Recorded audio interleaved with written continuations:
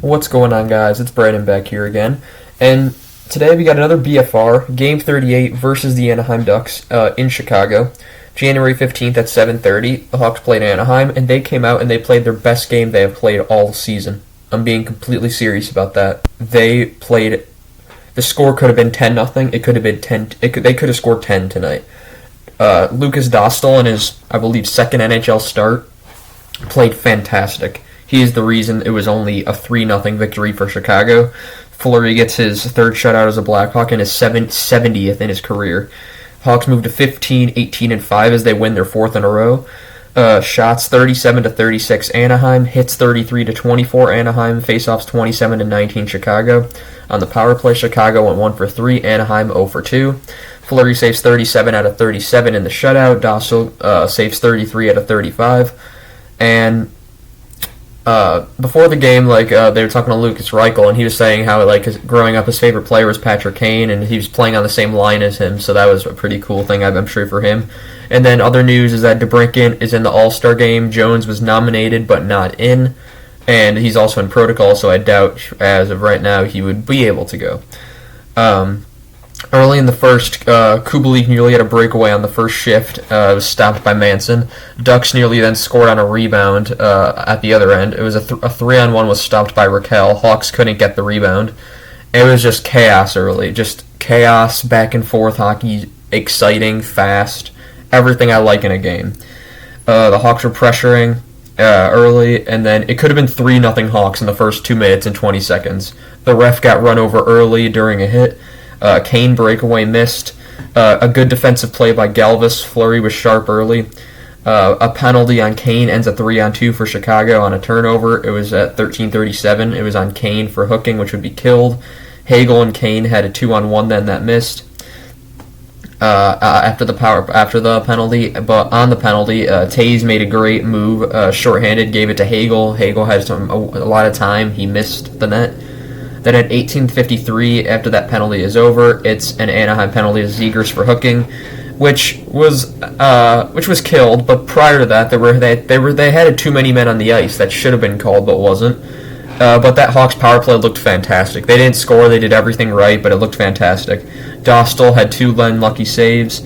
Ducks pressure, point blank save on Carrick for Fleury. DeBrincat hit the post. There was a great save on Gustafsson.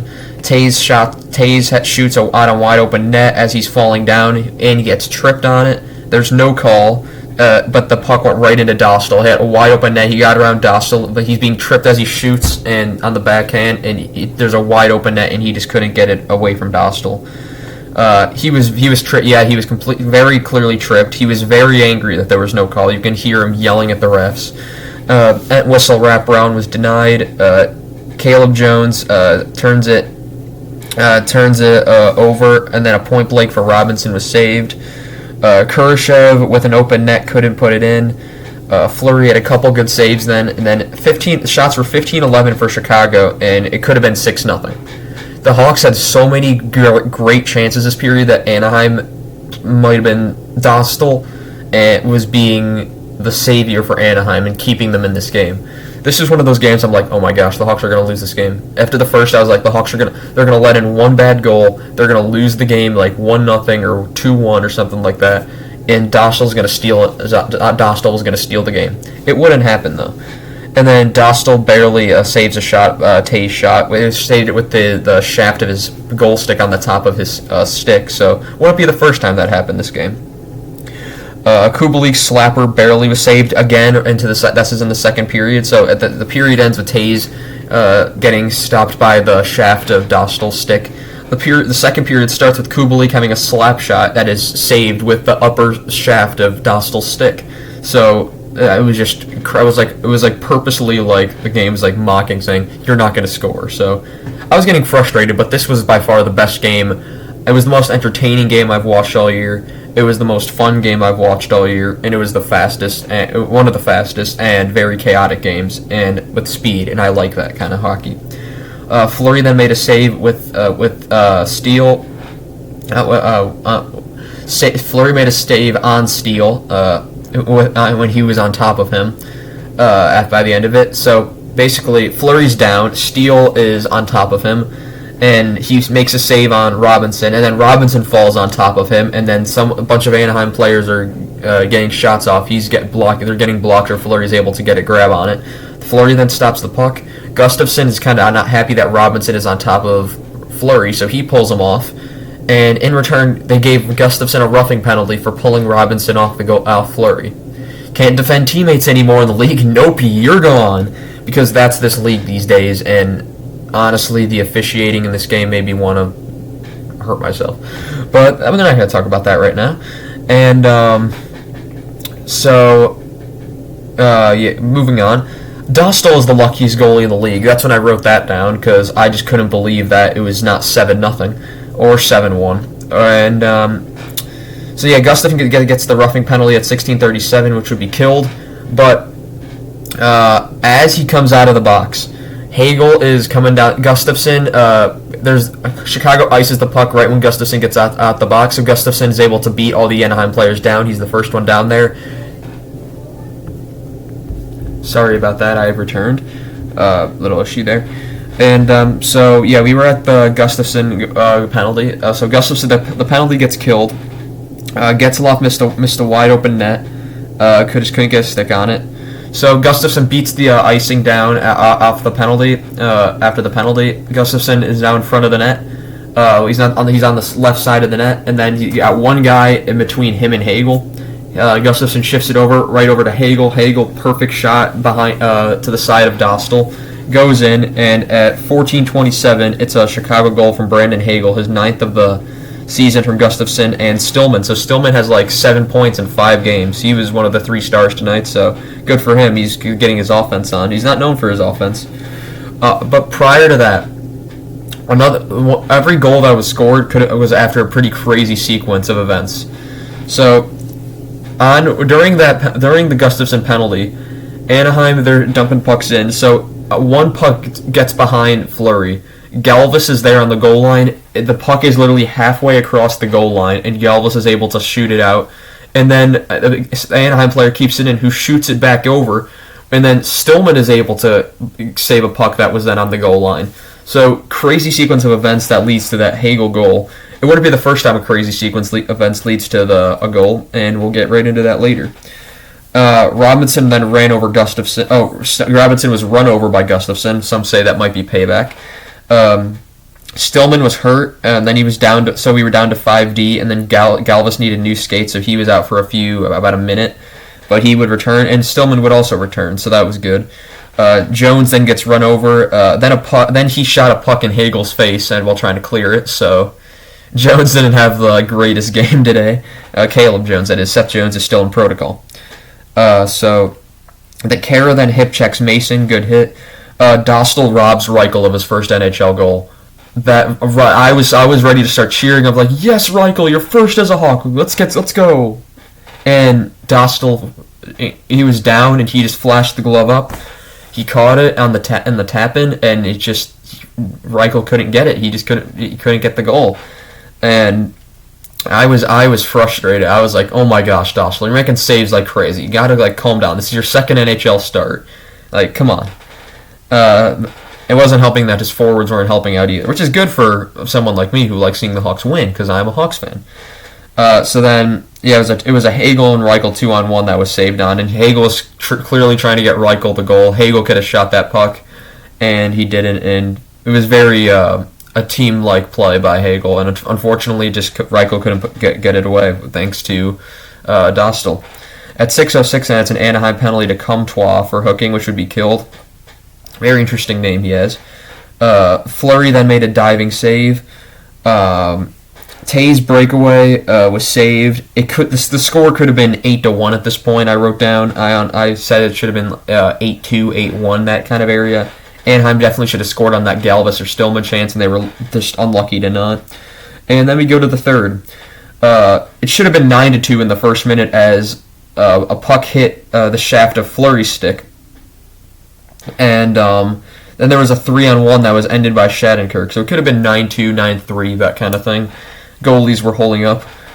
Then Stillman takes on, during that 3-on-1 that was ended by Shattenkirk, Stillman pulls up the rear. So Stillman pulls the stick back, does a toe drag, goes around 1, 2, nearly gets around the third before he gets cross-checked in the back and into Dostal. And very dangerous cross-check, I will say. Dostal was lucky not to be hurt. Stillman was lucky not to be hurt. But Stillman nearly pulled off an incredible goal. That would have just, I honestly would have said, made him the first star of this game. And so yeah, that was unfortunate for him. But the Hawks do get a power play out of it, as it's at 16:05. It's just Anaheim penalty to Shattenkirk for cross-checking. There were shorthanded chances early in the penalty to Anaheim penalty. It was there was a 2-on-1, Anaheim 2-on-1. There was a scramble and there were saves, and they were able to. Fleury was able to clear it, and then it's a 2-on-1 for Chicago going back the other way. It's Kane and DeBrincat. It's at 15:38. It's a Chicago power play goal from Patrick Kane, his 9th of the year, from DeBrincat and Tays to make it 2-0. 2-on-1 play. DeBrincat usually is the goal scorer. Today he was the passer. He gets 2 assists. We'll get to his second one. So yeah, good to see that all of the 3 top forwards in Chicago getting on the board: Kane, DeBrincat, and Tays. The Hawks fans were singing "Living on a Prayer." I'm not sure if that's one of those moments that I might look back on, and if the Hawks do go on a run here, they get into a playoff spot, I'll look at that as a unifying moment during this 4-game win streak that they're on now. As hey, they're living on a prayer. They're thinking, we can still do this, and if we just keep playing the way we've been playing these last 4 games, we're going to win games. And moving on, so then an official took a puck up high, and then Lindholm flings Kurashev into Dostal. He was slow to get up, and Dostal was lucky not to be hurt. Again, after the Stillman thing. Then Carrick sucker punches Kurashev in the back of the head, who was down. No penalty whatsoever. Yet Gustafsson pulls Robinson off his goaltender, and that's a penalty. Officiating. You can always say it always goes against the Hawks in any way, shape, or form. And I'm not one to usually complain about the refs. I mean, I have in the past, but this year it's just been awful. And then it took 21 seconds for DeBrincat to get new skate blades, as the announcers are talking about. They had one timing it, and I thought that was very interesting because I remember back in the day, my dad would tell me about how skate blades. It would take several shifts to get new skate blades, and now you can just slide them in, slide them out. You don't like your steel? There, come on down. We can get you new ones for in a few seconds. So I think that's a very cool thing that shows the advancement in technology and advancement of hockey as an overall game, as it takes less maintenance, but it could also benefit the players. Then Murphy then destroyed Zegras on a hit. Zegras was probably the best Duck out there today, besides Dostal. Ducks empty net at 4 minutes 16 seconds, quite early. They had six forwards, no defensemen out there, and that leads to a Kara and Entwistle 2-on-1 being broken up. But at 3:21, it's a Chicago empty net goal from Dominic Kubalik, his 8th of the year, goals in back-to-back games now for him and Kane. And that is from DeBrincat and DeHaan, and that makes it 3-0. And so that DeHaan gets another point. Him and Stillman have been getting more points recently. They preserve the shutout. Hawks win 3-0, and they go on to play Seattle in Seattle at 4:00 p.m. Central Time on MLK Day. So good to have that day off from school. And 3 stars of the game in my book. Last night they were Stillman, Hagel, and Fleury. In my book, last night they were Galvis, Stillman, and maybe Fleury, maybe Tays, depending on who you ask. Both had pretty good games, I thought. Tays played great defense. He was playing great shorthanded. And then Galvis and Stillman, their contributions to the offense and defense, both, that were in the way they were playing. But at the end of the day, the Hawks get the 3-0 win. They make the win streak to 4 games. And I already have the sheet set up for Game 39, which will be in Seattle at 4 p.m. on January 17th, as I previously mentioned, also known as MLK Day, Martin Luther King Jr. Day. And yeah, that's all I have for you guys today. Good win for Chicago, and I'll see you guys next time. Goodbye.